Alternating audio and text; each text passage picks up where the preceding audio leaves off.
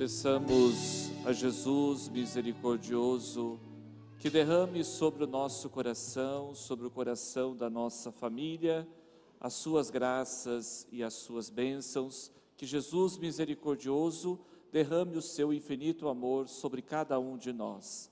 Jesus, eu confio em vós. Peçamos a doce, a preciosa intercessão de Maria Santíssima. Ave Maria, cheia de graça, o Senhor é convosco. Bendita sois vós entre as mulheres. Bendito é o fruto do vosso ventre, Jesus. Santa Maria, Mãe de Deus, rogai por nós, pecadores, agora e na hora de nossa morte. Nossa Senhora dos Prazeres, que as palavras do Santo Evangelho perdoem os nossos pecados. Amém. Louvado seja o nosso Senhor e Salvador Jesus Cristo. Meus queridos irmãos, minhas queridas irmãs, hoje, com todos os cristãos do mundo inteiro, estamos celebrando o 30º domingo do tempo comum. E, para quem se recorda, no domingo passado, nós ouvimos no Evangelho Jesus, que foi colocado à prova por alguns fariseus e alguns partidários de Herodes, por alguns saduceus. No domingo passado, nós vemos que Jesus estava sendo colocado à prova pelos fariseus. Eles tentavam armar alguma cilada para colocar Jesus em alguma dificuldade, para tentar fazer com que Jesus pudesse contradizer tudo aquilo que ele estava dizendo.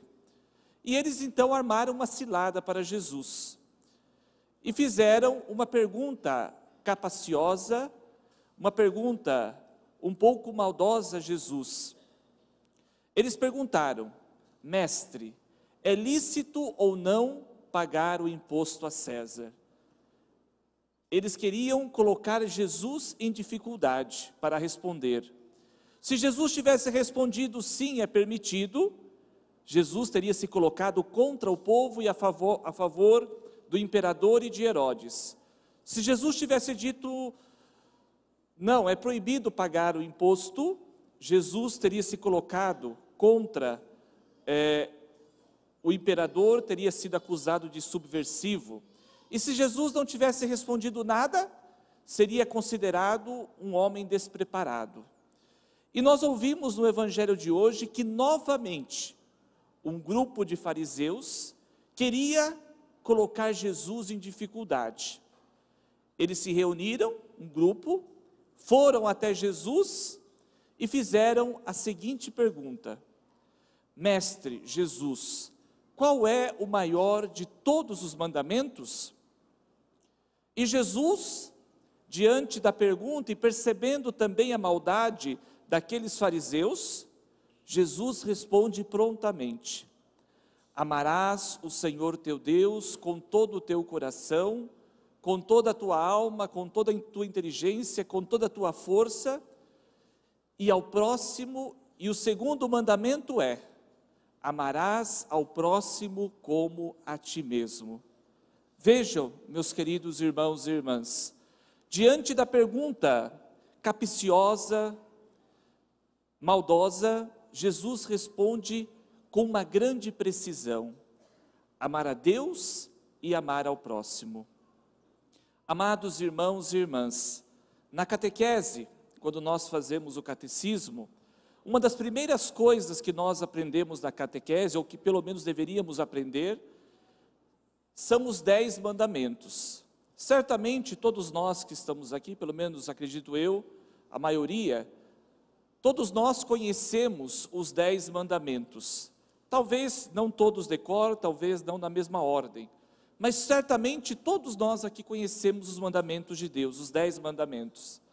Mas mais do que conhecer, mais do que saber de cor, é preciso, antes de mais nada, colocar em prática os mandamentos. Não adianta nada saber todos os 10 de cor, saber todos os 10 na ordem, mas depois não colocar nenhum deles em prática, seria inútil. Mas todos nós certamente conhecemos os mandamentos de Deus. Para que vocês possam ter uma ideia, na época de Jesus, na religião judaica, os judeus, eles tinham mais de 685 mandamentos e preceitos. Nós podemos imaginar, se 10 já é difícil de colocar em prática, podemos imaginar nós tendo 685 mandamentos e preceitos. Pois bem, na época de Jesus, os judeus tinham todos estes preceitos. Praticamente viviam apegados a quê? A preceitos, a normas, não se podia fazer isso, não se podia fazer aquilo, aquilo outro. Mas qual era o problema dos fariseus? Eles tinham todos esses mandamentos, a maioria deles conheciam todos, mas qual era o grande problema? Eles se apegaram demais à lei, viviam somente pela lei, e se esqueceram do quê? De colocar o amor, de viver a caridade. E Jesus, diante desta realidade, Jesus chama este grupo, os fariseus, de hipócritas. E por quê? Por quê? Por fora, bela viola, por dentro, pão bolorento. Ou seja, eram bons em cumprir preceitos, mas em seus corações havia somente maldade e ódio.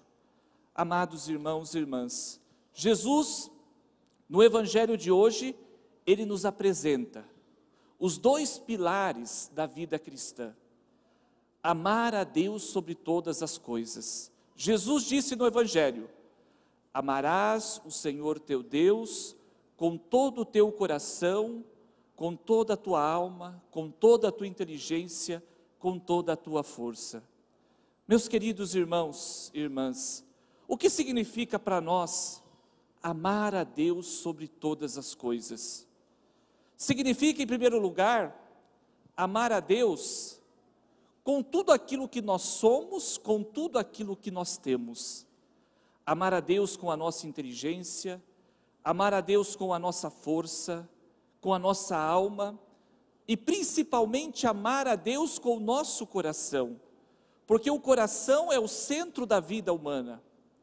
Então, nós temos que amar a Deus com tudo aquilo que nós somos e que nós temos. Nós não podemos, meus queridos irmãos e irmãs, amar a Deus pela metade. Nós não podemos amar a Deus de qualquer jeito.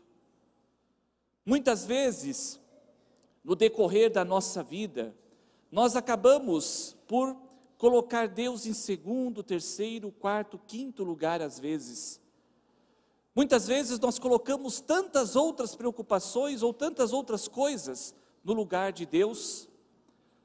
Muitas vezes colocamos no lugar de Deus os nossos amigos, muitas vezes colocamos no lugar de Deus os nossos bens, o dinheiro, o poder, e nós vamos deixando Deus de lado. E Jesus hoje, no Evangelho, ele nos lembra: amarás o Senhor teu Deus com todo o teu coração. E aqui nós temos que fazer um exame de consciência e nos perguntar: eu, como cristão católico, estou colocando Deus em primeiro lugar na minha vida?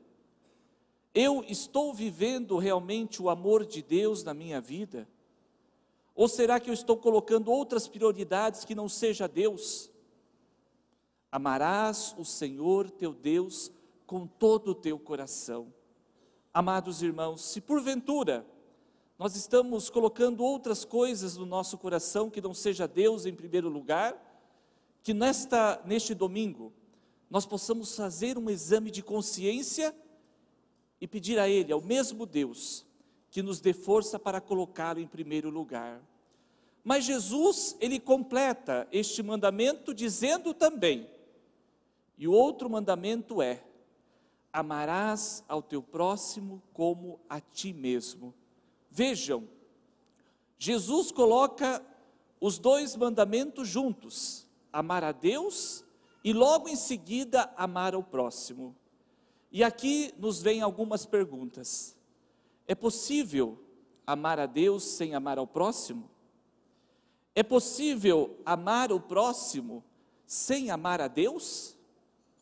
João, em uma de suas cartas, ele vai dizer: ninguém pode dizer que conhece a Deus que não vê, se não é capaz de amar ao seu próximo que vê. Isso significa o que, em outras palavras? Eu não posso dizer que amo a Deus, eu não posso dizer que Deus está em primeiro lugar na minha vida, no meu coração, se eu não sou capaz de amar o meu irmão, se eu não sou capaz de amar o meu próximo. Seria uma grande incoerência nossa, e aí podemos nos tornar hipócritas, como eram os fariseus, quando nós dizemos: eu conheço a Deus, eu amo a Deus com todo o meu coração, mas aquela pessoa eu não perdoo. Mas eu não posso nem ver aquela pessoa na minha frente. Mas eu não sou capaz de perdoar aquele grupo que me fez aquele mal. Quando nós dizemos assim, meus queridos irmãos e irmãs, nós não estamos amando a Deus, nós não estamos conhecendo a Deus.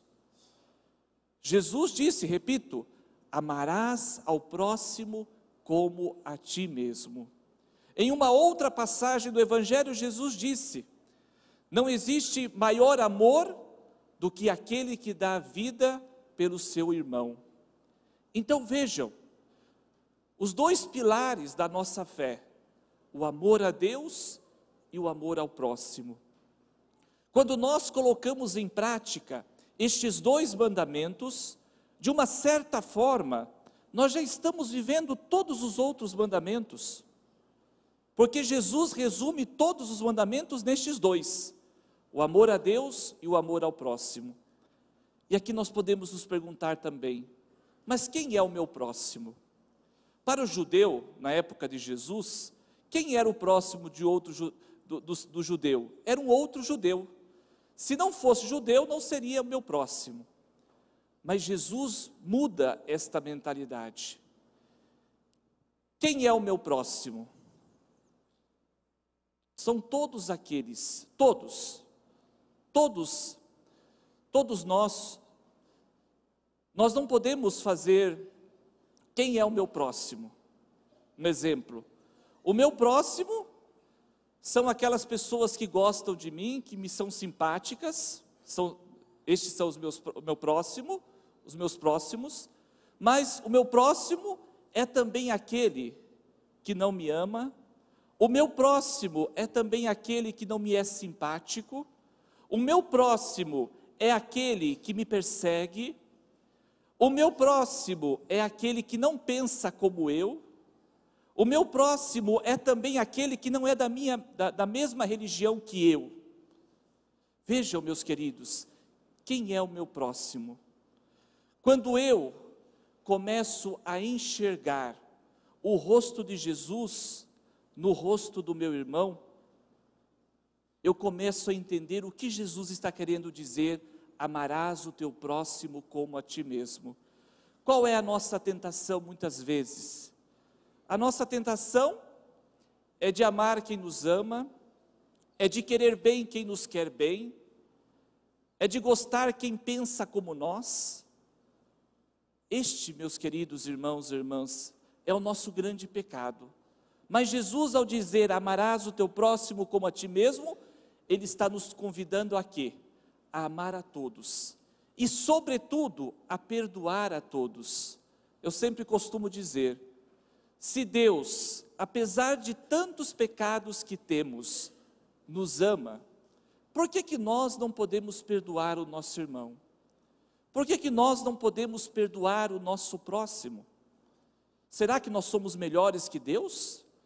Porque se Deus, que é perfeitíssimo, nos perdoa apesar de tantos pecados, e todos nós aqui temos pecados, por que nós não podemos perdoar quem muitas vezes nos ofende, quem muitas vezes nos persegue, quem muitas vezes não gosta de nós? Então, meus queridos irmãos, que nós possamos aprender a amar a todos. É claro, é um desafio. E todos nós temos este desafio diante de nós. Se porventura não gostamos de alguém, se porventura ainda não fomos capazes de perdoar alguém que nos fez algum mal, que nós possamos pedir a Jesus que nos dê a sua força, a sua graça, para que nós possamos amar, perdoar e acolher a todos e viver estes dois grandes mandamentos, o amor a Deus e o amor ao próximo. Louvado seja o nosso Senhor e Salvador Jesus Cristo. Creio em Deus.